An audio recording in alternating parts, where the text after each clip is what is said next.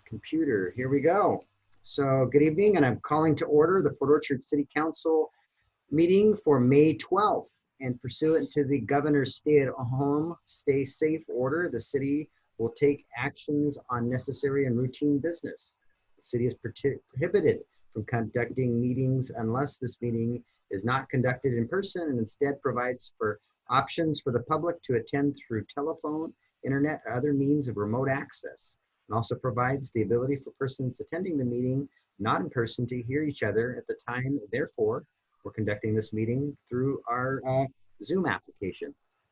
So welcome everybody, and let's start with the Pledge of Allegiance this evening. And Brandy has done a fabulous job and got our flags all lined up. So I pledge allegiance to the flag of the United States of America and to the republic for which it stands, one nation, under God, indivisible, with liberty and justice for all. All right, I think Nick was lip syncing. Calling him out. All right, we have an agenda that was sent to you this evening. And any modifications to this evening's agenda? Not, I'd entertain a motion to approve. Mayor, I move that the agenda as presented be approved. Second. We have a motion and a second by Councilmember Lucarelli. Councilmember Rosapelli made the main motion. Further discussions of the agenda before we approve it. All in favor of approving the agenda as presented, say aye. Aye. Any opposed? Hearing none, the agenda is approved. We have our citizen comment period. We are only taking comments in writing at this point. We have no citizens online this evening with us. And before I move on, that was on my mayor's report. Some of the other boards, they are taking comments from citizens in their citizen comment period. I think we're likely to have at least one more meeting, maybe two in this format. Is there a desire to take live comment, or is the written comment, we've gotten a bit of it, none this evening, but we have been taking them in writing and then forwarding to you. Are you satisfied with that? Or would you propose some sort of a change? It is your meeting. I'm fine if someone wants to log in and comment. I have no problem with it. Okay. I don't have a problem either. I would suggest that we reduce the number of opportunities down to one, whether it be at the beginning or the end. Okay. Okay. So maybe we'll do it at the end of the meeting, or is it more meaningful before you take action or after you've taken action? Probably before. Before. Yeah. Okay. So we'll get Brandy to capture that, and then we'll remove this statement that we're not taking comment from our agenda. Okay. Thank you. With that, we're to our consent agenda. Mayor, I move we approve the consent agenda as published. Second.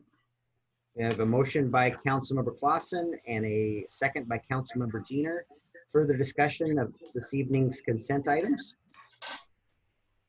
Hearing none, all in favor of approving the consent items as presented, say aye. Aye. Anyone opposed? Hearing none, the consent items are approved. We have no presentations or public hearings, and we are to our business items now.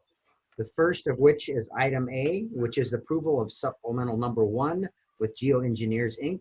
for the 2019-2020 Bay Street Pedestrian Pathway NEPA update. Mr. Dorsey, this is your item.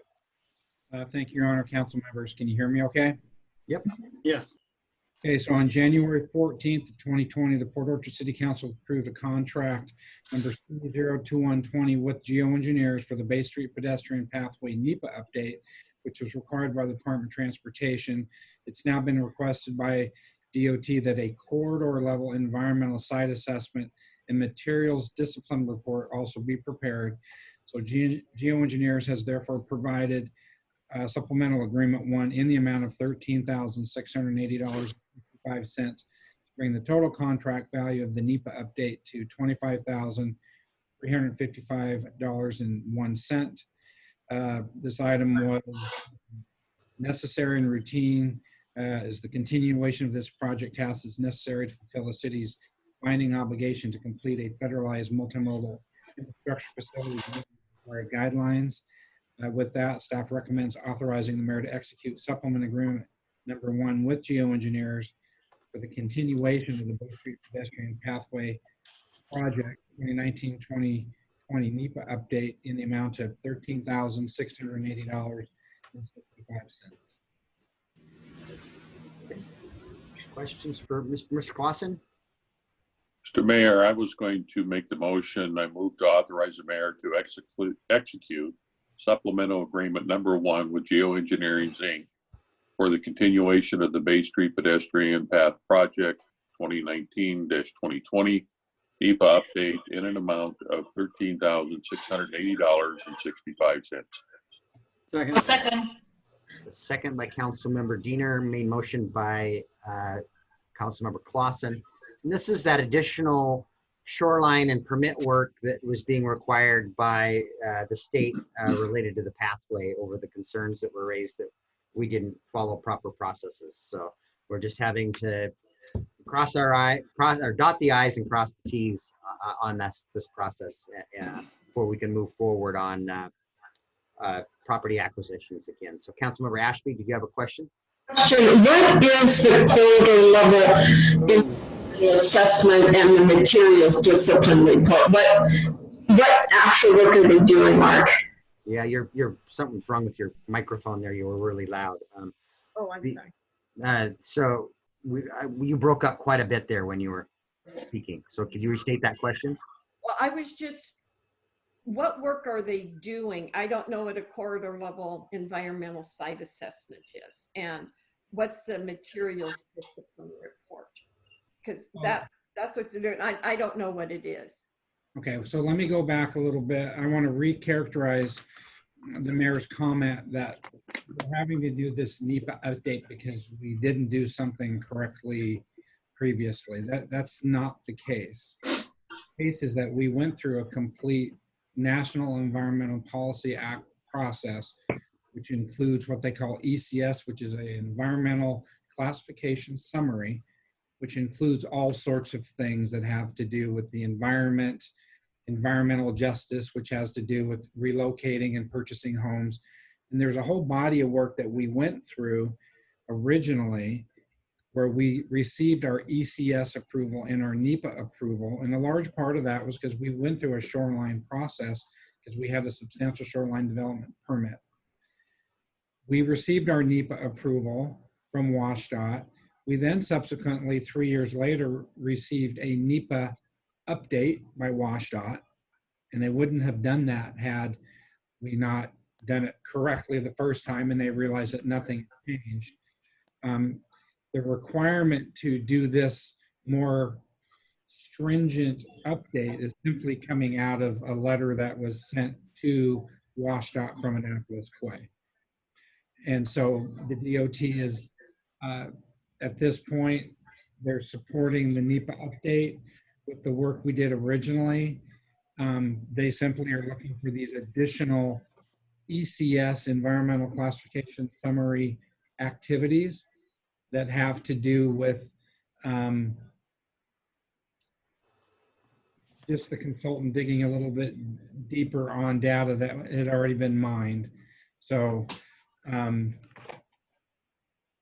can't really get into specifics about exactly what they are other than to say that, so the corridor level environmental site assessments, those are tied to the environmental classification summary that's part of the federal guidelines for NEPA, as is the materials discipline report. So those are documents I'm not intimately familiar with other than that they are part of the ECS process and is what we did originally.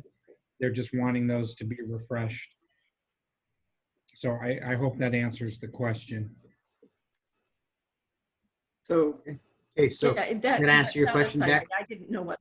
Yeah, Okay. it answers. Okay, Question and well enough, I think yes. Councilmember Clausen was next, and then I'll call on Councilmember Pichardi. Well, I just wanted to make sure that the council saw the fiscal impact portion of the agenda, that this will require a budget amendment at some point when we do our budget amendment. So that was all.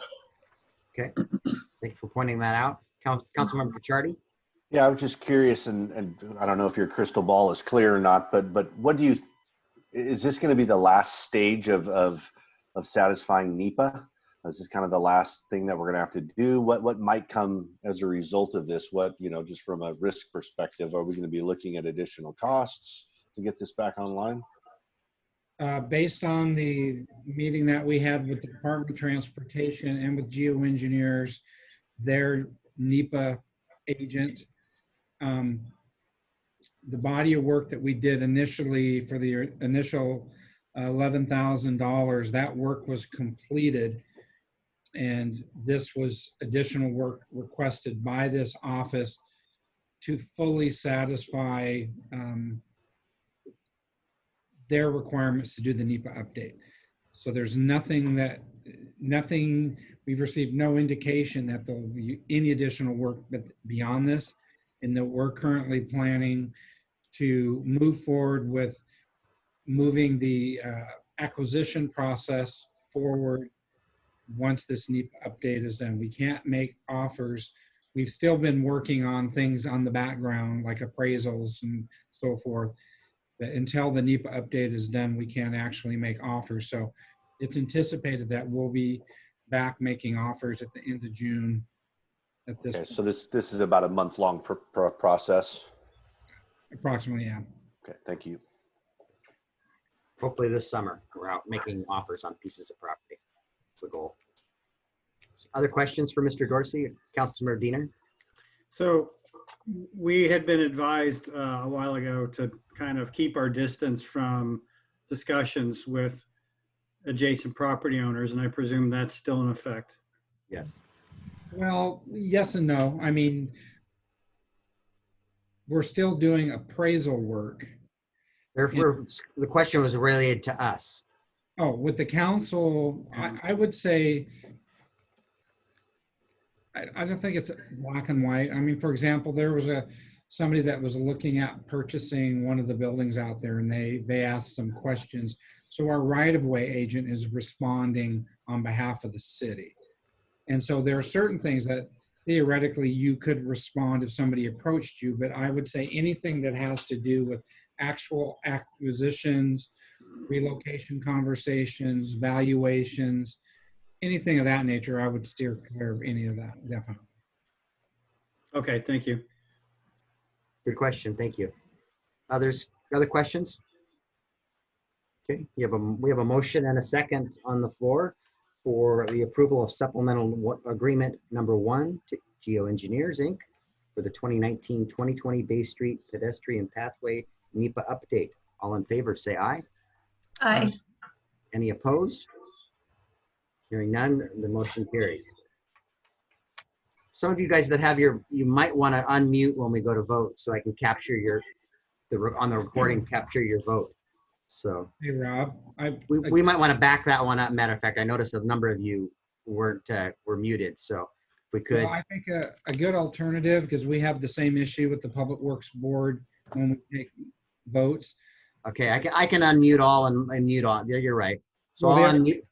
The other thing is, so when you ask, just make sure that you ask for any of, like all in favor, but ask for those that aren't, because it's easier to, because you may only hear 5. Just ask that question as well. Okay. So let's vote on this again. So you're voting on you're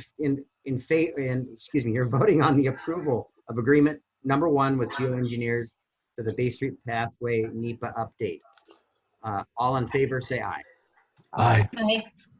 Are there any opposed? Hearing none, the motion carries. All right, thank you for indulging me there. I just didn't want to have that to come back later. So we are to our second business item, approval of the April 21st Council Work Study Meeting Minutes. Is there a motion to approve those? Mr. Mayor, I move that we approve the minutes of the work study session of April 21st. Second. A motion by Councilmember Clausen, a second by Councilmember Lucarelli to approve the meeting minutes for April 21st. Any discussion or corrections of those minutes? Okay, all in favor of approving those minutes, say aye. Aye. Any opposed? And I have one abstention from Councilmember Diener. And we are on to item C, which is approval of the April 28th council meeting minutes. And is there a motion to approve those council meeting minutes? Mayor, I'd move to approve the April 28th, 2020 council meetings as presented. Second. So I have a motion by Councilmember Cacciardi and a second by Councilmember Chang to approve the April 21st council meeting minutes. All in favor, say aye. I just have a real Okay, clarification, scrivener's error. So in error, we did mark Councilmember Lucarelli absent from that meeting, and she was not. It was a carryover template from the 14th. okay, thank you. Everybody was present at that meeting. We'll make sure it's corrected on the final. Okay, before I And jump Mr. to- Mayor, You're right. you made the statement of approving the April 21st. We already did that. This is April 28th meetings. Okay, thank you for correcting me on that too. So you have a motion and a second on approving the April 28th council meeting minutes. And any other corrections to that? Okay, hearing none. All in favor, say aye. Aye. Any opposed? And I don't believe there's any abstentions. All 7 were in favor of that. We are done with our business for this evening. We have 2 discussion items. And the first of which is the transportation impact fee study update and alternatives. And Mr. Bond is going to lead that discussion and share his screen. All right. Can everyone see the spreadsheet that I've shared? Yes. All right. So the Transportation Committee at its last meeting at the end of April took up a discussion of the ongoing traffic impact fee study update. And this project's been slow moving because of the ongoing negotiations with McCormick Communities on a new development agreement. And we are to the point in negotiating with McCormick that we need to get some direction from the City Council in terms of general levels of where we want to set the fee and what projects the City Council wants to prioritize. And I provided some descriptions of how we did things in 2015. And if I know all of you weren't here, but if you remember in 2015, we initially started with an impact fee that was about $4,200. The council was concerned that that fee was higher than what our neighboring cities were paying and wanted to try to bring things more in line to keep us competitive in terms of building permits and building activity. And so we explained that you can't just arbitrarily lower the fee. You actually have to decide which projects you're going to pull out of the study and out of the fee calculation to cause the total impact fee amount to go down.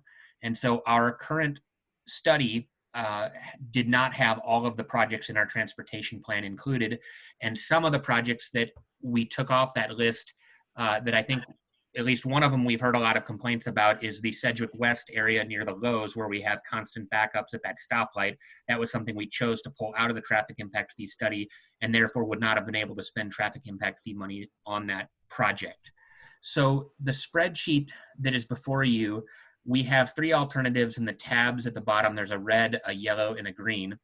And I've got it on the red screen right now, which would be fully funding all of the projects in all of the capacity projects, this doesn't include maintenance, projects from our transportation plan.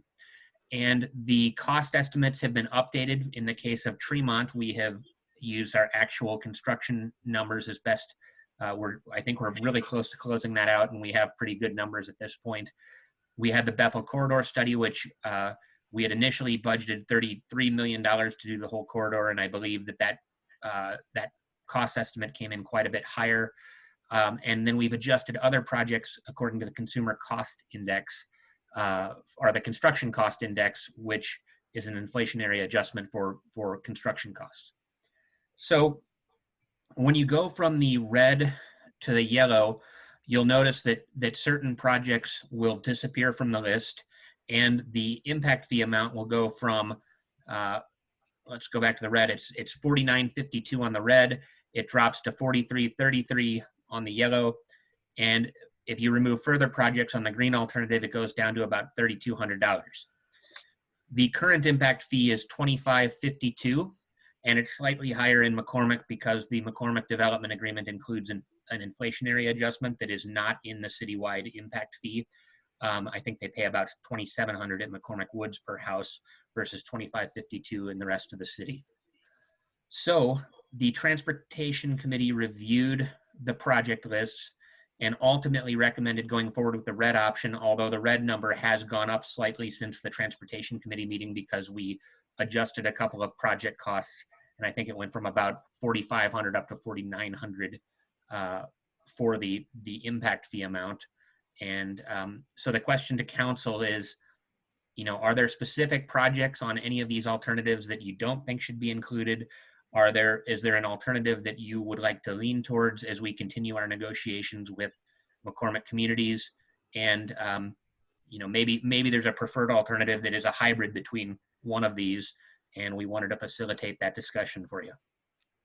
So, and really, it's math. If we're not comfortable with the $4,900, it's defunding projects, which in turn, if somebody comes along with a project, our goal is in many of these cases for a developer to build these for us, and then they get credit. They don't have to pay this transportation impact fee. They can build the segment of roadway for us, and then they get a credit back. That's more desirable for us. And if we leave projects off, then they're not eligible to get a credit. They pay the fee and likely have to do the road improvements anyhow, because the roadway demand requires it.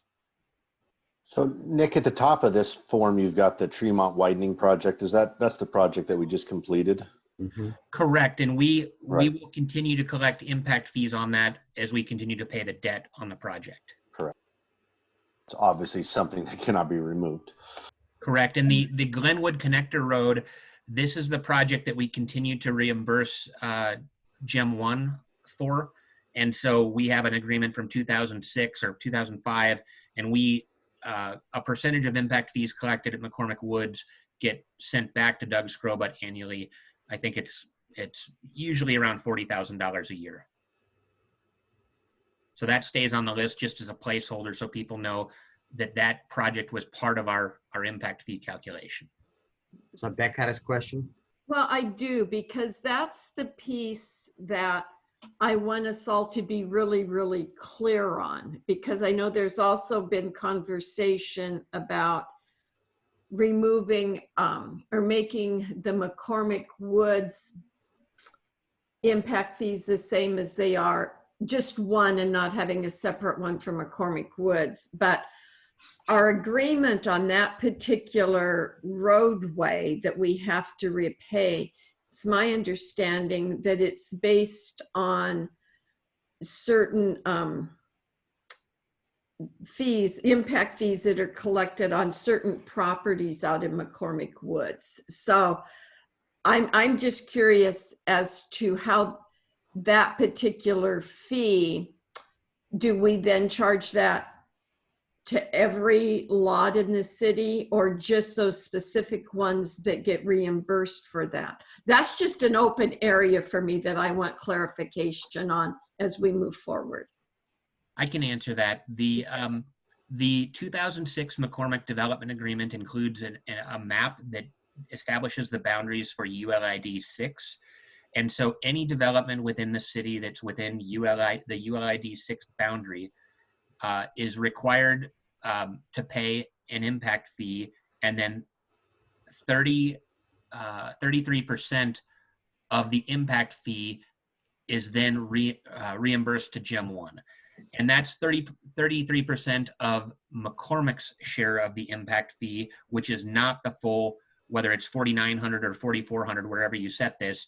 Currently, I think it's about 33% of $1,900 is paid back to Gem 1. And we discussed this internally, and Noah and I have had the conversation about, well, would it be cleaner to try to negotiate a settlement with Gem 1 to to just pay this off out of our impact fees early for a lesser amount.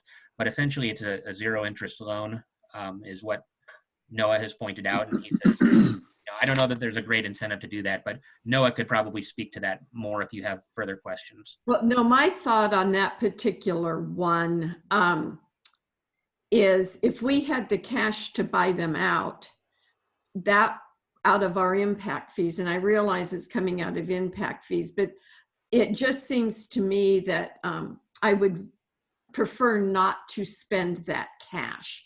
To me, it's kind of a cash flow issue, because if we're giving Gem 1 in round numbers $50,000 a year, and they only get that if those lots in that particular ULID sell. We're not, I don't know, it just doesn't feel right to me to pay them off.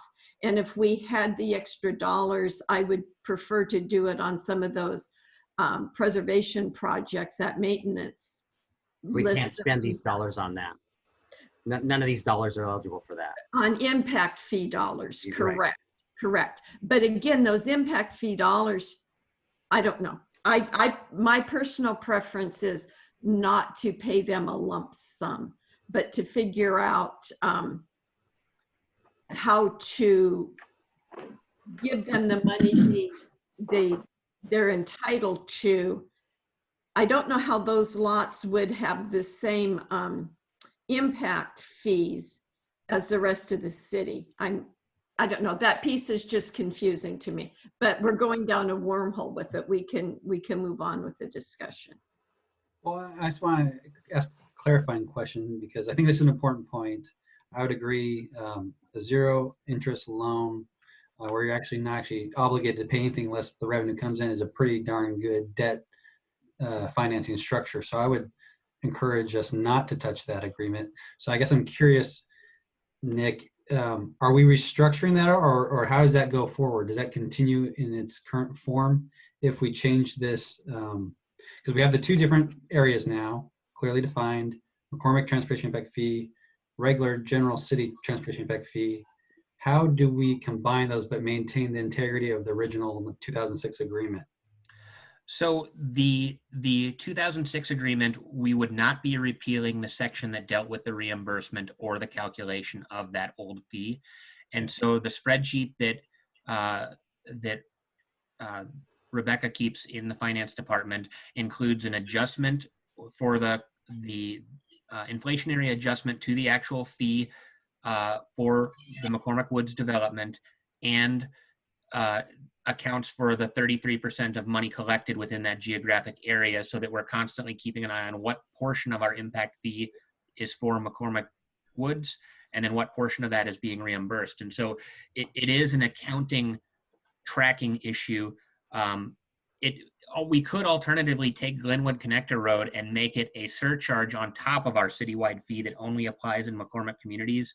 But I think in 2015, the discussion was we wanted one fee citywide, and so we came up with a structure where McCormick was paying the $25.52, but $1,900 of it was going into a fund for McCormick Woods, and the other $600 was going into the citywide fund that could be spent on any project citywide. And so there were some restrictions on some of that money. And so we're trying to do away with the two pots of money, but retain that reimbursement for Gem 1. Clear as mud. Yeah, and I don't know if, two pots of money, I think we'll still, from an accounting perspective, in the impact fee fund, account for the McCormick portion separately. I guess we just have to think through that logistically. So it sounds like the intent is not to change the agreement, not to change the calculation or what they'd be eligible for, but that continues, and then additional transportation impact fee be on top. Correct. But what I'm hearing is right now, say the McCormick piece is $1,900. So when one of these lots sells, 33% of $1,900 goes to Gem 1. And that's in the agreement that they get 33% of that. So if we include that 1,900, if we just have one fee citywide, what are you going to take 33% of? $1,900. It Yeah, doesn't it'll be the change. $1,900 plus inflation, and we're going to have to track Wow. that going forward and Right, explain the okay. math in the development agreement that we are updating right now. Okay, okay. Other questions for Yeah, Nick? Nick, real quick, just on this spreadsheet, help me balance these numbers, right? So you got just take, number one, for example, and we'll compare it to the Glenwood connector versus the Tremont Street widening phase. You've got local share up above. The cost estimate's $2 million. Local share is 100% is the gross share. The gross share is $2 million. So that's absorbed 100%. But then we go down below here, right? And then the Tremont Widening Street, you got a 23.6 project cost. Local share 7.5 million. The gross share, which is 24%, is $1.8 million. But the sum of those two don't even come close to the $23 million. Are these columns not trying to add back up to each other? So every project has a growth share percentage that is based on our traffic model. And in some cases, projects are 100% growth related, because like Glenwood Connector was the back entrance to McCormick Communities, and we otherwise didn't have a problem to fix. So for each of these projects, we've determined how much of the improvement was fixing an existing deficiency versus adding capacity in support of growth. So for Tremont, for instance, we have a 24% growth share, which, yeah, you're right. It's 1.8 million. See, the numbers aren't. Yeah. And then go down to the total line down below. You've got total gross share of 36 million, which is supposedly 55% of 141 million, which it's not. Mhm. But it is of the local share. It's like your percentages that are your cells just not calculating correctly. There may be a problem with the cells, but I know on one of the tabs that we're not really focused on, we have a city plus development share number, and I don't know that I can clearly explain that to you right now, but a lot of this has to do with our ongoing discussions of credits in terms of how much credit can somebody get if they build one of these projects. And for instance, as we're negotiating development agreements for with McCormick Woods, we're talking about the intersection of Campus Parkway and Old Clifton Road, which Campus Parkway, it's an old logging road, but it's not actually an intersection that is needed to do anything but support access to that property. And so at 100%, 100% of that is related to growth, but some of that growth is coming from, there's this Sinclair Ridge project to the north in Bremerton, and that is taking a percentage of the total project amount. And so I believe there is an adjustment for how much of that is city growth versus outside city growth. But I think that would be something that I could get you an answer from TSI and further clarify that and figure out whether these are mistakes or are intentionally listed that way. Yeah, because I just so if you scroll down a little bit so we can see just below row 36, total project cost, where you get into your actual impact fee calculation. I would just like to see how that's tying together. What's the formula there to come up with $4,952, right? Sure. What's the total of the local share? How many years? How many lots? Right? I would just like to understand and how this all balances to make sure there isn't any mathematical or formulaic errors. Yes, no, I totally understand. And this is something we have gone, I think we've done about 8 or 10 revisions to this document in the last 3 weeks, trying to address some of these issues as we've looked at various issues of offering credit for people who would build various projects. And so I think these numbers have been adjusted. And that's why I said at the beginning, these will continue to adjust as we refine which projects we're trying to get developers to build for credit rather than paying for out of our own, making it a city project paid for with our impact fees and other sources. Right. So just, again, just in summary here, column E here is the local share. So the total down here says $66,110,000, right? Right. And so that would be the number that impact fees would be based off of, I would assume. Actually, the local share, that is, I believe, the amount of grant money and under other funding sources we have to come up with to backfill this project with. I'm pretty, I mean, these just don't add up at all. And I think it's purposeful. There's more to this than the 66 and the 36 don't add up to 141. Correct. Yeah, not even close. That's what I'm saying. But I mean, They're not so even before close. we could even start deciding on option 1, 2, or 3, I would just like to better understand how these numbers, what the relationship is between all of the numbers, and then the total that therefore, yields the actual impact fee. What's that formula look like? That if we take something out, what's the net effect? And right now, I don't know that this spreadsheet is able to disclose that. I can certainly provide the Excel spreadsheet to you if you want to actually look at, how these formulas are built.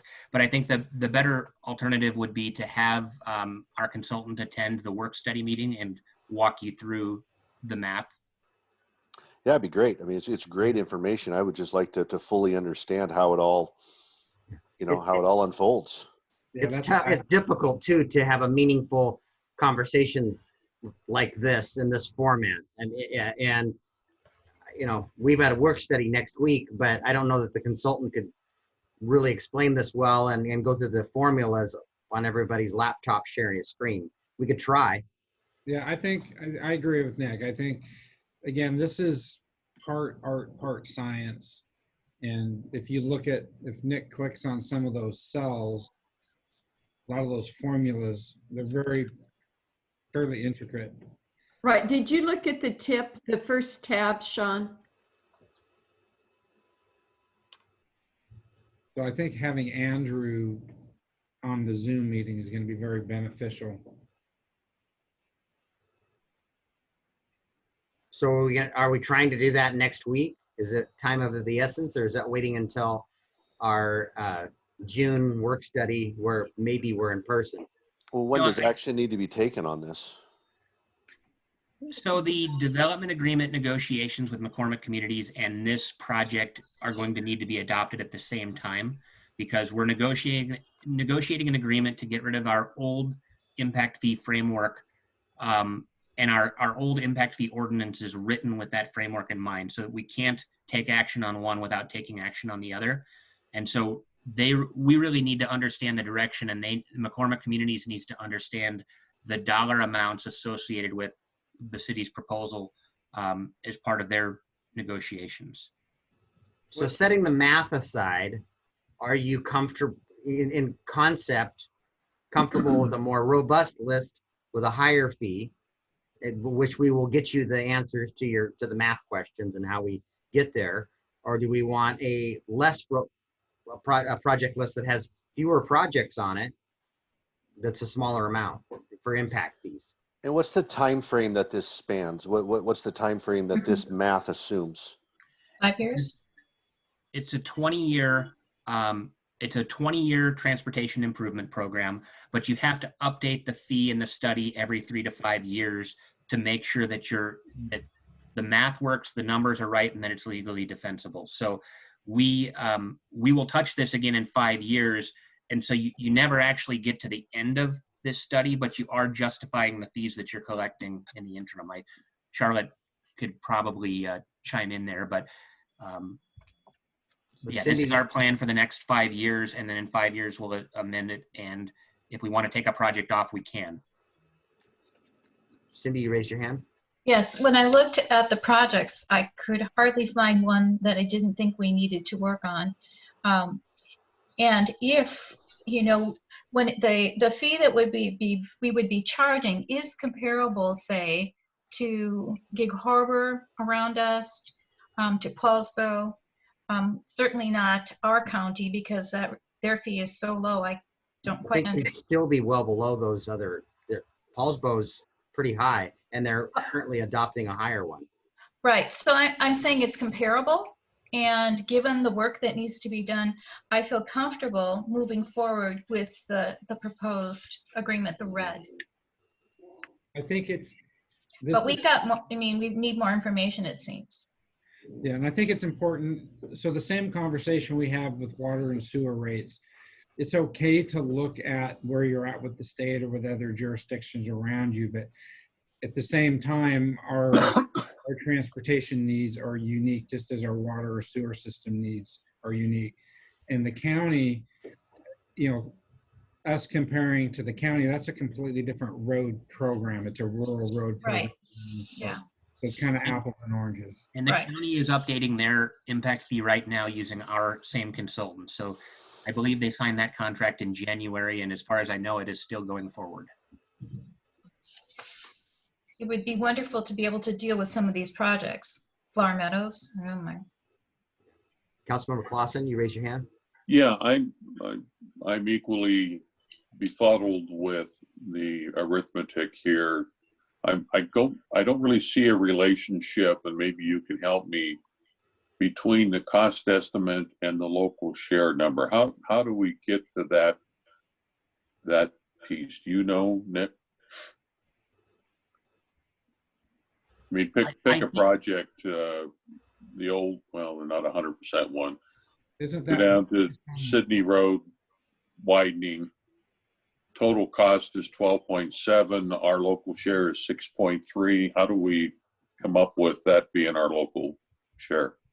So the local share on Tremont, I believe the 7.5 million is actually how much the city spent of its own funds on that once you subtract the grant money. Does that look right to you, Noah? I think that's the bond Not debt. the bond amount. We didn't How borrow are that you- much money. Well, there's also the local match for our grants that we paid. So I think that's the local share that we paid, but it doesn't include the grant amount.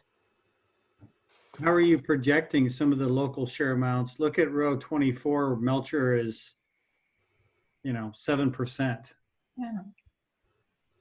But again, aren't those based on those? If you go click on that. Well, I think the 7%, isn't that a percentage of the local share that we're attributing to the growth?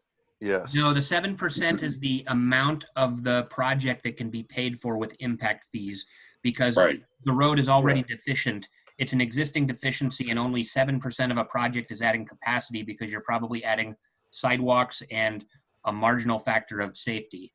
So, Right. In essence, we are attributing 7% of that project, or 7% of our local share, we're saying is attributable to the growth. Therefore, we can use the impact fees for that portion. correct. And I think I've figured out the math here. We had to make an assumption for how much grant funding we're expecting to get towards each project, because we would never go forward into any of these projects without trying to leverage our money with grant money. And so I believe there's an assumption of about 50%, and it might be this 47 number that is down here that is assuming, or maybe I think the grant would be the 53% of the project cost. And so if you take, I think that the city on Tremont paid $7.5 million of local funds, and growth share is 24% of the total project cost that can come out of impact fees. So we can use $1.8 million of impact fee funds to pay back Tremont debt. No, but that's not 24% of the total cost. That's 24% of the local share. Yeah, you're right. Okay. Mm-hmm.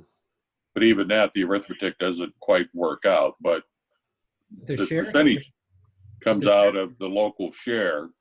And when you go down to the bottom calculations, it came up with the 4,952. That basically is dividing that total growth development share. Not that that's a correct number, but that 36 million divided by the number of trips. That's how you come up with the 4.9. It's not correct. I mean, the arithmetic is off a little bit. Your formulas are off, but that's the methodology behind it. So, Nick, when are we needing to adopt a number? We don't know when we need to adopt the number, because we're going to have to get the development agreement written. So I would expect we're probably 2 to 3 months away from having a draft agreement. We negotiated, we started talking about a framework for an agreement again about a week and a half ago. And I believe we have further conversations with McCormick Communities this week. So we're trying to walk the traffic impact fees through the first step with City Council while we're negotiating a framework that we hope to bring to you in a month or two. So why don't we, versus us trying to figure out the math, it sounds like we can wait until and hopefully have a in-person work study session in June would be ideal. And Yeah. we can put this up on the great big screen and Victor can walk us through the math and how the math works. But as a frame, we're just looking as a general framework. Are we comfortable with the more robust project list? We're going to confirm the math and then come back and talk to you about how the math works and how all these formulas work, and give you a detailed explanation of that side of it. Right. So Well, from my perspective, I like the idea that we're being more comprehensive. We're trying to look into the future, the needs of these projects, and to have our impact fees be informed by all of them. For us to be short-sighted doesn't make a lot of sense to me. So I do like the strategy, and I appreciate understanding the numbers better in June. Okay. Is that similar sentiments out there from other council members? Yes. Yeah, the only thing that for me at least is the question mark is how we determine the percentage of the local share that is attributable to growth. And that might be, as Mark suggested, that's more an art than science. Why 5% of one project and 22% of another? But I understand the arithmetic, basically looking at the bottom line. 55% of the local share, that 66 million, is the 3641. They're not trying to add up to 141. Right. And then that 36 is divided by the number of growth trips to get you the impact fee. Right. Now, the arithmetic on each one of those lines, you have to go back and check. Conceptually, I understand what you're doing. I just don't understand how you came up with 28% versus 45% versus 5%. Yeah, I think what's missing is you got to remember that, again, these cells are tied back into the model, and in the model they've calculated pass-through trips, local trips, and again that's this art part of the whole thing is right. Traffic models are very complex, and so what comes out of that ultimately is these growth shares and this trip generation model. Those are intricate to ultimately these numbers make it into that table. So again, that's a 10,000 foot. I'm not a transportation modeler answer, but I do know that that's what this is based on, is this model that then comes up with these assumptions of percentages of how many of these trips are local, how many are pass through, and so forth. So, and for me, that's way down in the weeds that I don't profess to have any knowledge on. But where I'm confused a little bit too is using the new collector, line 35, as an example. If you can go back to that one, Nick.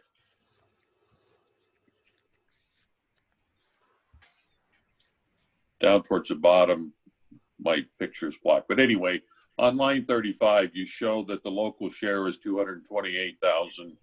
11% of that you show is 24,952. My little calculator says 11% should be 25. So that's the arithmetic issue that is more of a formula thing than anything else. Yeah, I was just going to show you. I was on the first tab here, and you see the traffic volumes are actually built into the formula, and so your percentages are calculated from the 2019 versus 2040 volumes, and so each project is coming up with a different percentage based on trip counts and existing versus forecast growth from the model. Yeah, that makes sense. I mean, there's logic behind it. It's just too far down in the weeds for me. So what is the new collector? Not a lot of detail there. It's in the Bethel corridor plan. It's the parallel frontage road to Sedgwick to facilitate turning movements for Geiger and Ramsey. Oh, yeah. Good. So could that project name be updated, just so if anyone was looking at it, it would make a little more sense? Bethel Road New Collector or something? Bethel Collector Road. So good point. Let's park the formula discussion. And so if there aren't any more objections to the idea that we're going to take the larger group of projects, that's where we'll continue our negotiations. Those negotiations won't wrap up before that June work study. And if we have to do this on Zoom, we will, but it'd be ideal to have this on the big screen and Victor walking through it and explaining how all these formulas work. Can I make a comment, Rob? Certainly. And I'm not, this is just a comment on all of these projects. If you look at them, some of them have a low dollar amount, and that's because they're just design work. Mm-hmm. And I just and I can't remember, I just let the Excel spreadsheet go as to the time frame that we're going to do those, but I don't know. I just want us to be aware that a lot of this is just design work. And we're still at some point then going to have to figure out construction dollars also. In our lifetimes. And I think it's important, Beck, you brought up a good point, is when you look at the project indicators, anything with a 1, remember, is a reasonably constrained project that we've either got funding allocated, funding anticipated, some funding in it. All these 2-point projects are on the tier 2 list, which aren't reasonably constrained. They're wish list projects at this point. So you're right. The estimates are scientific guesses at best, because who knows by the time we get to a certain project that's on tier 2, what it's really going to be. Well, and that's why every 3 to 5 years we're supposed to be touching this as we get more refined numbers and we do designs. Hey, Rob, one more just comment as relates to this negotiation. And I don't know if you can compare apples to apples, but I'm assuming if we would have looked at this list 5 years ago, 6 years ago, 8 years ago, some of these projects would have still appeared back then. Obviously, as time goes on, the costs of all these projects are going to escalate, just as the cost of lots and the cost of homes, escalate. So I'm curious, and is this an apples to apples statement? If you go back 5 years ago with the current impact fee, what percentage of the average lot would that have represented versus what's the percentage of the average lot that this would represent today, right? So just from a cost basis, we might find that the percentage is actually less today than maybe it was 5 years ago. From a negotiation standpoint, it's cost of goods for a developer. I think that's an interesting, approach to this. That's a fair statement. One thing that I know I was a council member when we did this exercise the first time, and we didn't have traffic impact fee when we did this the first time. So going from $0 to $2,500 was huge. And we left some things behind, like the road in front of Lowe's that needed to even be addressed back then. But we weren't comfortable with a $4,000 fee back then. I think it was $3,800 was the high back then. We've got more things on here, it's costing more. But we need to be starting some of this stuff. We just do. Right. I think it's also very, very important to understand, and I think a lot of you heard me say this. I came here in 2008. We had comprehensive plans that were not funded. They were wish lists. And so we didn't even have a tier 1, tier 2 list. We just had a list of transportation projects that were nothing more than a wish list that cycled through every year, and there was never any revenue generated to actually do a project. And so I think we've made huge strides in transportation, water, sewer, just from the standpoint that we actually now have comprehensive plans that have capital improvement projects and transportation. It's the tip that are broken into tier 1 and tier 2, and we're actually having impact fees and we have revenue to start, attacking these projects rather than it just be a cycle of wish list projects. That's been a big change in the last 12 years. Okay, Mr. Clausen and maybe Noah, and then we'll move on. Yeah, I just also wanted to point out to make sure everybody understands that, using those numbers as presented, we have to figure out how to fund just over $66 million to complete this list, of which 36 million we're talking about impact fees. But if you look down at the very bottom down here where you see the remaining unfunded commitment of $29 million, that means we have to come up with 29 million out of our back pocket to be able to fund this much projects. It's grants. We're applying for grants. Well, what pays for the difference between the 141 and the 66? I thought that was grants. Yeah, Councilmember Clausen, you are correct. And I will say that the assumption for grants, if you look at how successful we were on Tremont, we overperformed relative to what our grant share forecast was. I think on Right. Tremont, we did about 60 or 70% grant funding. So we need to be especially successful in grants to help knock this number down. Oh, no, I totally agree. I just want to make sure that everybody in the council is aware that if we are only successful to the extent you envision, therefore our 66 million, we still have to come up with another 29 million, or as the last number shows, on a 20-year construction project, that's 1.4 million a year. So just want to make sure that the council is aware of that. Noah, did you have a statement?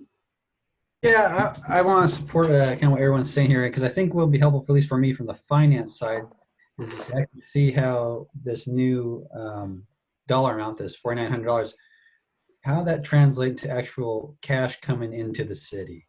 And what other obligations do we have against our transportation impact fee? We already know that we have to pay McCormick a portion out of those funds.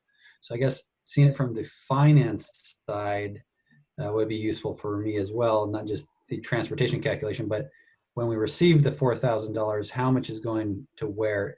And then how does a transportation impact fee credit differ from other credits? Is it proportionate? Is it dollar for dollar? How are we going to use this money to fund these projects? Okay, so it's got a fair number of questions for our work study then. Okay, we ready to move on? Okay, we got one last business item and then we'll get an executive session. So as hopefully you guys are aware, we were awarded, it's pretty exciting to get $430,000 in CARES Act funding to the city. And that sounds really exciting, but they're federal dollars with a whole bunch of strings attached to them. And Noah and his staff have got all the rules and regulations. And we thought we had until December 31st to spend those. And we found out, no, really you only have till October 31st, because we found that out today, or at least I did. And so some of the ideas that, we're kicking around, we have some staff expenses that we're going to be able to put to that, but it's not going to total a whole lot. In particular, we've got parking enforcement folks that are lent out to the Department of Emergency Management. So remember though, everything we do to be eligible for these expenses has to be COVID related. We're going to order some new surfaces like you've just recently received. I'm thankful that we got yours. Planned that all along, just the way that worked out, that you guys would have those devices so we could do Zoom meetings. And maybe it was dumb luck, but we can definitely buy more devices, because teleworking, I think, is going to be in our future, and social distancing for a while. So we're going to get some, equip more employees to be able to telework. We've installed some sneeze guards, plastic screens like you've seen at the grocery store. at all of our customer service counters that didn't already have some sort of a protection. Supplies like PPEs, cleaning supplies, hand sanitizers. But we do have some likely big ticket items out there. And I saw an Excel spreadsheet. Now, these are county-wide numbers, and we'll have a proportional share of this, and they'll definitely be CARES Act eligible. The Public Health Board believes that the activities not already are funded that will go through the rest of the year is about $2 million for COVID. And, the challenge is going to be the next wave, where the major funding is going to come in contact tracing is likely going to come after the October 31st deadline. So how are we going to do that? I'm not certain. Department of Emergency Management right now, this is a county-wide expenditure. Again, we have a proportional share too, about $110,000 a week, and have spent to date over $500,000. And that's the quarantine and isolation stations, the testing facility. So there's ongoing expenses there. I think we have the ability to potentially partner with somebody like KEDA to do some small business grants. There was a round of, I think 20 grants for 5,000 piece or something along those lines that were already funded through a process through the state. But I'd hate to give the grants away and then we have a liability to the health district or Department of Emergency Management that we have to use our general fund dollars on. So I think there's a number of ideas and ways this can get spent. We'll be talking more about this as we are able to figure out what are true liabilities to those county-wide agencies that we have an obligation to fund a percentage of. And I don't have all the details, but I just wanted to share with you, we've got an award, and we're working through a process to determine, what expenses we have related to COVID. So you have any questions, Mr. Clausen? Yeah, is it strictly limited to additional expenses, or can we also charge the lost revenue that we may experience? No loss of revenue at this point. Derek Kilmer keeps talking about that and that he's going to get an amendment, but that amendment isn't reality yet.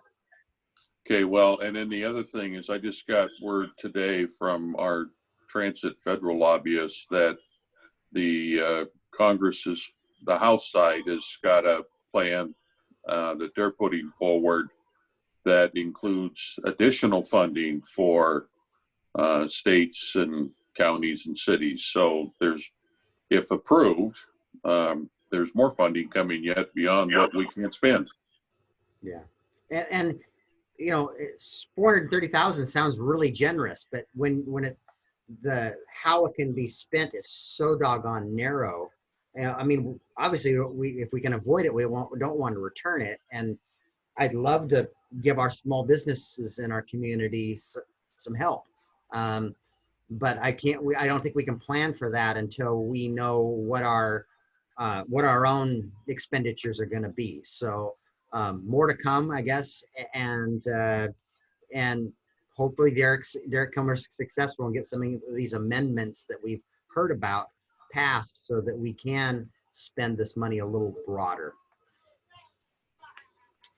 Are we obligated to take the full amount? No, we're not. Okay. No, it'll go back to the state, and then from the state it would go back to the federal government. These are federal dollars that came into our state, and the state has divvied them up through some sort of a formula.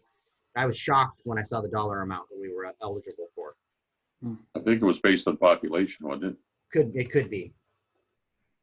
So with that, we are going to go to an executive session. If there aren't any more questions about, I guess we should do our committee and council reports first, I guess, before we jump to that executive session. So Finance Committee met this evening. Mr. Clausen, do you want to speak to any of that, or? Well, yeah, just briefly, the committee did meet this evening and we looked at the sales tax receipts that we received. Just reminding folks that what we looked at tonight was essentially sales that occurred in February. So it's kind of pre-COVID. And looking at it from that standpoint, it looked good. I don't have the numbers in front of me, but no, correct me if I'm wrong. I think compared to budget, we were a little over 2% greater than budget. So from that standpoint, things are looking fine. But again, that is pre-COVID numbers. We did look also at the capital expenditures or planned projects for both the water and the sewer, and some adjustments being made to the water side of the ledger. I think we're going to be fine. And on the sewer portion of it, there's a little more things to be confronted with, and in particular, they're working through some of the issues with the marina pump station and some others that eventually are going to require some budget adjustments, but we'll have more time before that comes forward. But that's essentially what we discussed this evening, and it's a fairly short meeting, and it was more kind of just informational. Did I leave anything out, Sean or Beck or Noah? No, that pretty much covered it, John. Okay, that's the committee report. Okay. Thank you, John. And Economic Development Tourism meets on Monday morning. And I know we'll be discussing the communications plan that we also plan to bring to the work study. I've got that on my desk today. So we're ready to bring that forward. Utilities meets on next Tuesday, just before the council meeting. And I see that Sewer Advisory Committee is meeting May 27th. Land use is planned for June 1st. And transportation has its next meeting. I think you covered your report at the last meeting because it was just before it. It's on May 26th. Lodging tax, as we spoke to, we've got the funds for the commitments. Was whether or not the festivals are going to happen is really going to be the issues there. And Chimes and Lights doesn't appear to have a committee meeting planned. We do. Okay. It's going to be next Monday, 3:30. Okay. Perfect. That's good to know. Brandy will update that. Beck, is there anything outside agencies? I've got a couple, but I'll let you go first. We haven't. I'm trying to remember. We had a KRCC meeting, which Port Orchard is not participating in this round of the federal transportation funding. So that's kind of been KRCC's focus. On the transportation side, they will actually be evaluating May 27th, I think, and 28th, and finalizing those awards the first weekend in June. And then our land use side, Nick's group has been working really hard at updating the centers piece and getting that ready to mirror with Vision 2050 and getting all of our jurisdictions to agree on what the center's criteria should look like. Is that kind of it, Nick? Yes, Yeah. and I think the challenge has been, we were all preparing memos explaining how we meet center's criteria, and every city did something a little bit different. And so we're trying to make sure that we're all providing the same information, and that everybody is generally meeting these criteria.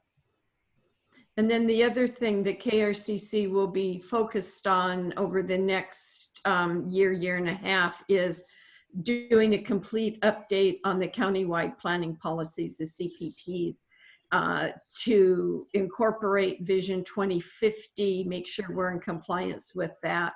And then that will lead to transportation work, getting ready for the next funding cycle and making sure that the awards criteria again, is evaluating the pieces out of Vision 2050 and our new CPPs. So that's kind of what the KRCC's been up to recently.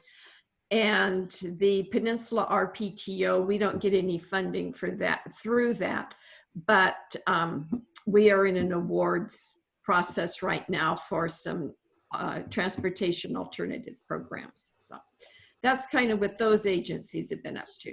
And just following up on KRCC, and the reason we don't have a project is, as Nick pointed out earlier in our discussions, we had a very high percentage of grant funding for Tremont, and basically I sold my soul for a couple of rounds of big blocks of funding to help us out with that project.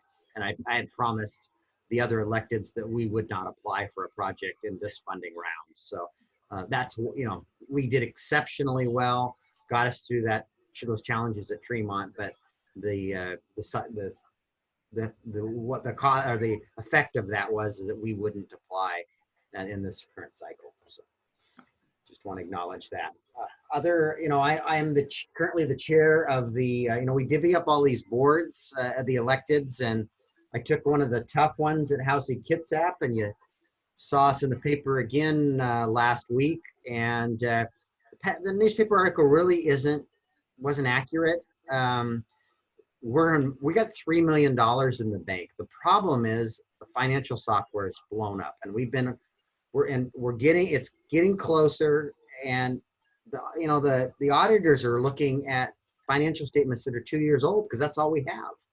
And so I feel much better about that agency than I have at any point in the last 4 years that I've been mayor. So I'm currently the chair of that agency. And then I raised my hand and said, as we're divvying things up, to take an easy one, I took the public health board.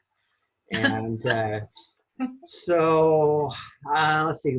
Last week I was on the phone with Dr. Turner and the governor, and for an hour.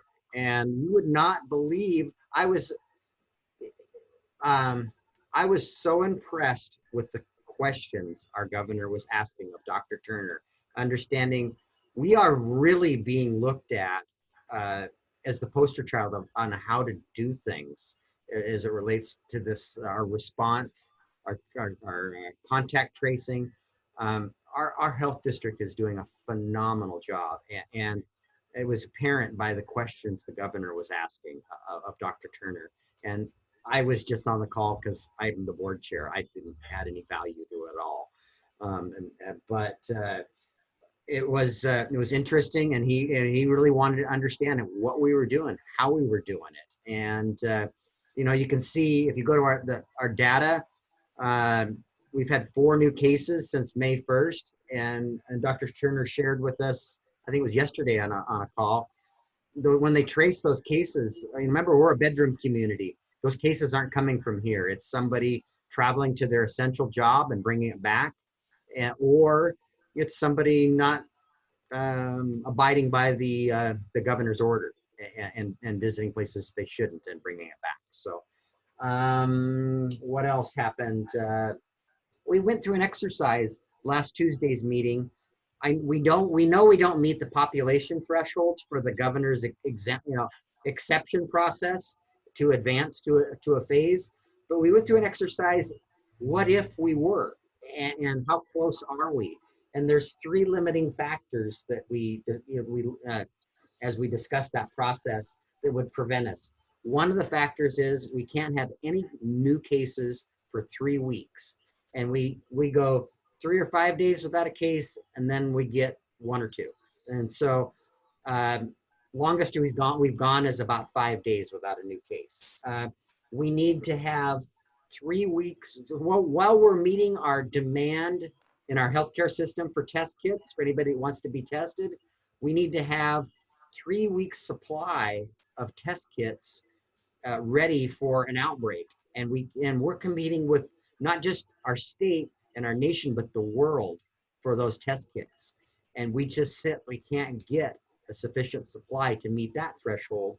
And then lastly, it's PPEs, a 3-week supply of the personal protective equipment. And once again, we're competing with the world, and they just aren't being manufactured fast enough for us to meet that supply need.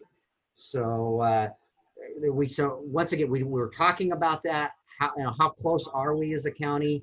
And we're not as close as we'd like to be.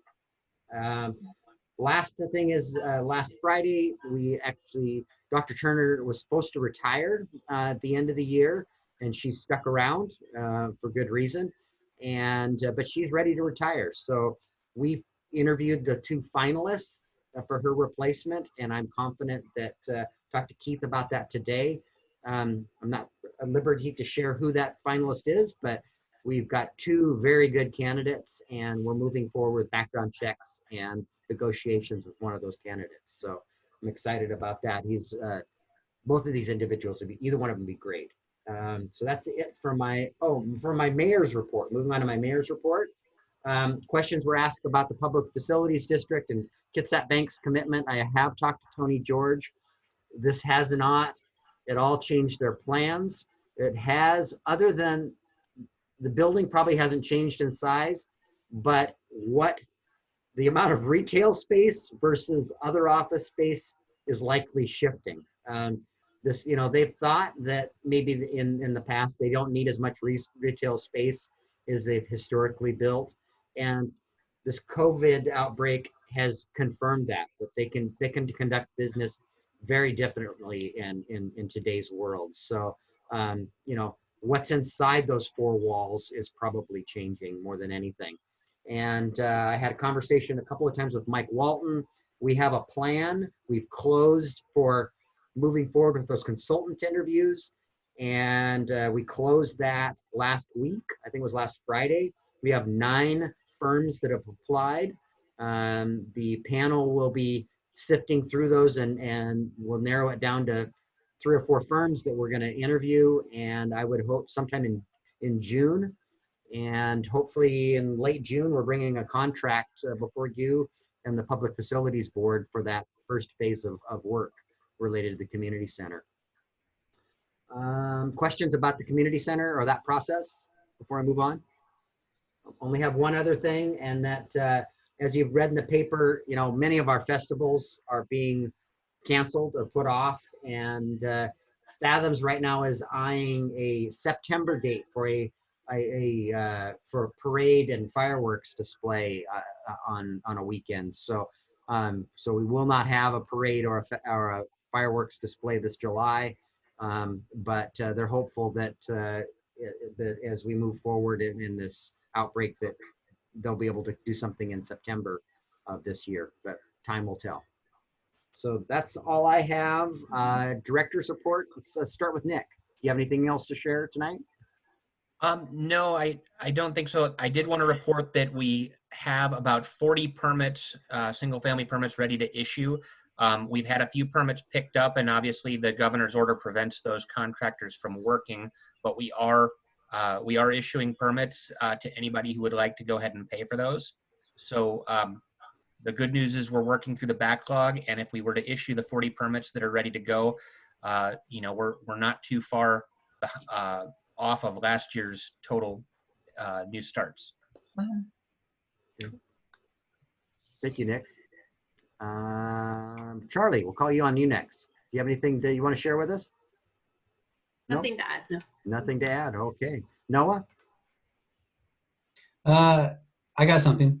Okay. It is a Zoom tip that in order to unmute, if you just hold spacebar, it automatically unmutes, and when you let go of spacebar, it remutes. So it's kind of a cool Zoom tip I learned the other day.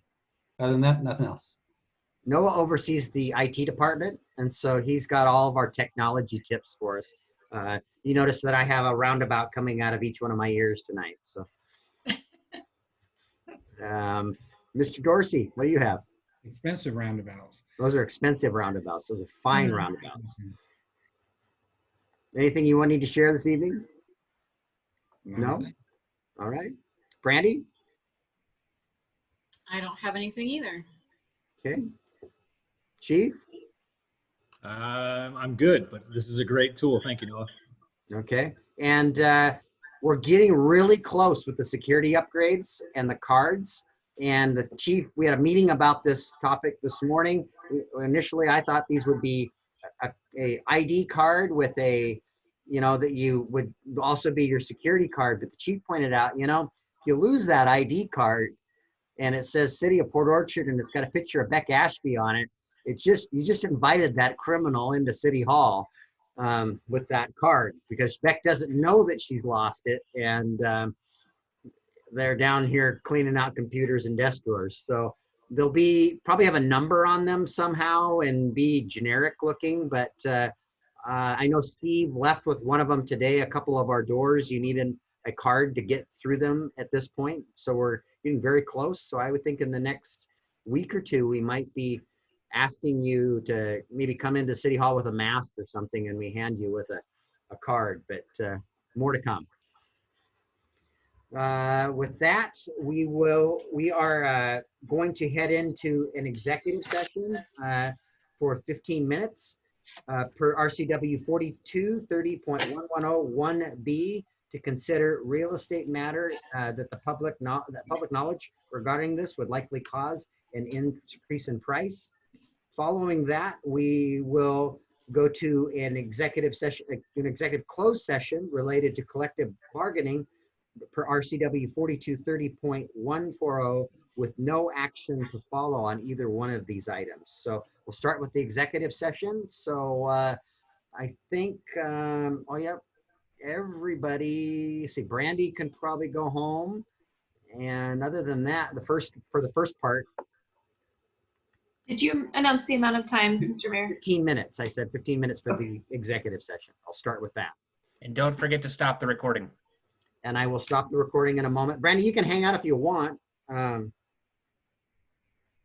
muted, Brandy. I think I'm good. You're good? All right. Yeah, I think Thought so. I'd offer. All right. I guess I'll turn the.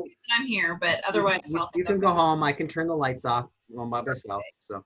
Perfect. Okay, and let me start my timer, and then I'll get my timer set up, and then we'll turn the recorder off and get started. I'll leave when you turn the recorder off. Okay. While you're doing that, Mayor, I will share with everyone those proximity cards are great unless you have more than one. And if you have an enhanced driver's license, they conflict with each other. So be prepared to take them out of whatever holder you have to use them separately. Oh, interesting. You can't just knock your wallet against the reader. Okay. My plan was to put it behind the case in my phone case. Because we had the opportunity to buy an app, and I was told the vendor said, "Oh, don't buy the app. Pop your case off and throw it in there, and now you have an app on your phone. Just made your phone buy it." Just lose your phone. So you're still recording, by the way. All right, I'm going to stop the recording now.